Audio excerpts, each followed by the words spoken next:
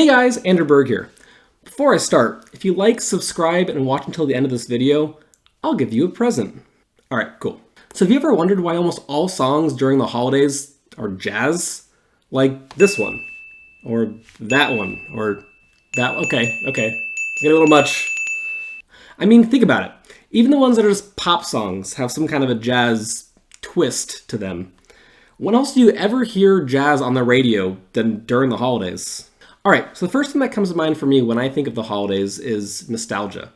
And so many of the songs we hear every year are from classic holiday movies and from nostalgic decades like the 1940s and 50s. Chestnuts roasting on an open fire. Oh, jingle bells, jingle all the way.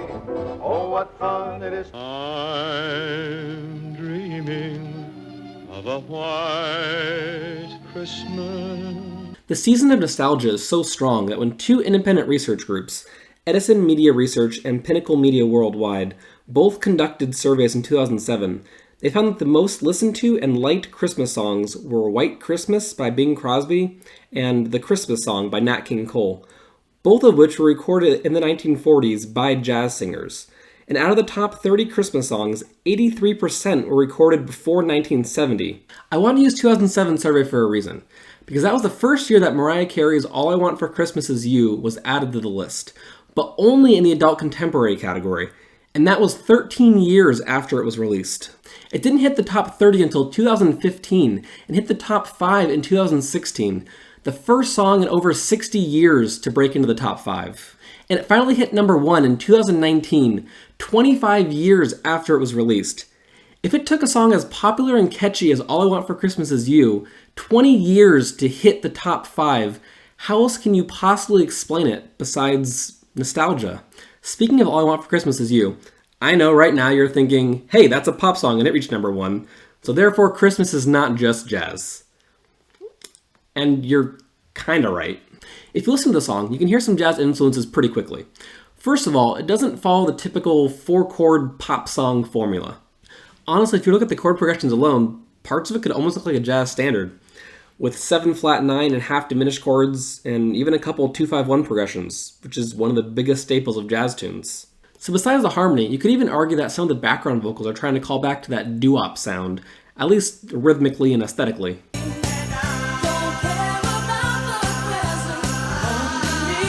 And it's not really that unusual to hear this jazz sound in pop holiday songs.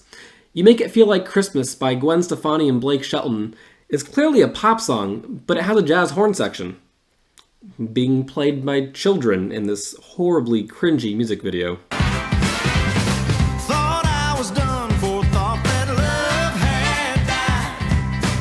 Actually, side note, why is it a thing to have children playing jazz instruments in music videos?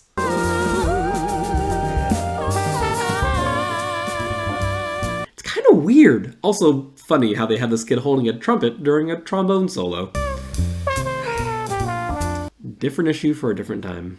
So the next layer of this is that a lot of these songs that have been covered a million times were written by jazz musicians. White Christmas, Happy Holidays, Christmas Time Is Here, The Christmas Song, Feliz Navidad, and even All I Want for Christmas Is You. But even some of the songs that weren't written by jazz musicians were still written in the 1940s and 50s and were made famous by jazz singers like Louis Armstrong, Ella Fitzgerald, Perry Como, Dean Martin. And All I Want for Christmas Is You was co-written by Walter Afanasieff, who started his career as a jazz piano player. With all that heavy influence in the writing and original performances of these songs by jazz musicians, it's not really surprising that people have wanted to keep that tradition going and capitalize on that jazzy Christmas sound.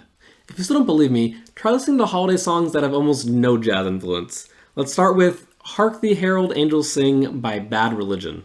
Hark the herald angels sing, glory to the newborn King. I mean, it's interesting, but it doesn't feel like the holidays. It doesn't give me that nostalgic feeling. And now, going back to another song by Mariah Carey is this one. Santa Claus, right down Santa Claus Lane. Oh, the auto-tune. This is what happens when a talented singer can't sing anymore because they never took care of their voice. Wise men follow the star, the way I followed my heart, and it led me to a miracle in love.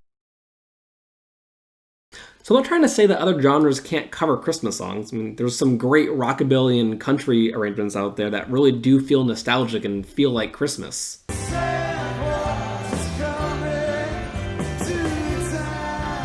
One thing that's kind of interesting to me as a musician is I didn't realize that when a lot of non-musicians hear jazz, they think of Christmas.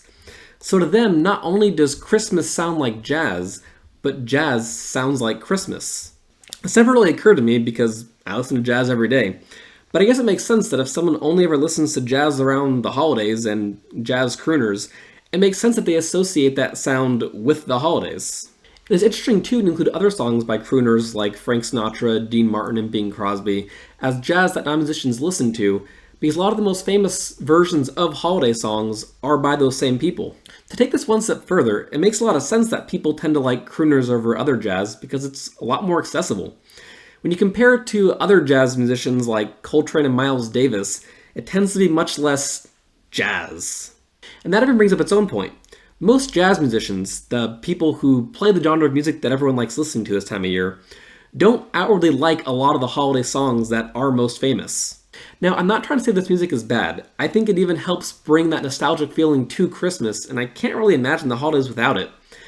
But jazz musicians usually love jazz because of the intricacies and complexities involved. They like the sophisticated harmonies and improvisation that makes every performance different. Commercialized songs like Frank Sinatra's Jingle Bells don't really have that quality to them. I love those Jingle bells. Again, I don't think this music is bad, but it doesn't really capture the spirit of jazz. There are so many artists that do keep that spirit, like Ella Fitzgerald and Nat King Cole, but even these do tend to be more commercialized than their usual jazz performances. Instead, jazz musicians would rather listen to something like Bill Evans' Santa Claus is Coming to Town.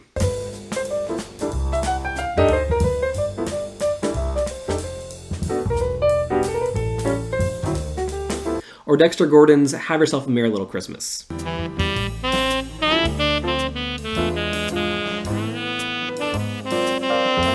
These versions have so much more variation and depth in them. You can listen to them 20 times and still hear something new and fresh each time. And it's funny, maybe it's just because so many of the Christmas songs we like are in the movies that we like as well, but you can hear this kind of complexity in one major example I can think of. Vince Guaraldi. He wrote the music for Charlie Brown Christmas, including Christmas Time Is Here. And even though it is less mainstream music, he still manages to find a way to get people to enjoy listening to improvised jazz. So why do the holidays sound like jazz? Because the music, movies, and feelings we associate with the holidays are all rooted in the history of jazz. Alright, I promise you a surprise. First, thanks for watching, and make sure you hold up your end of the deal and like and subscribe. Now, keeping up with the spirit of jazz in the holidays, check out this version of Jingle Bells I arranged for you guys. Warning, this is not your grandmother's Jingle Bells. Enjoy!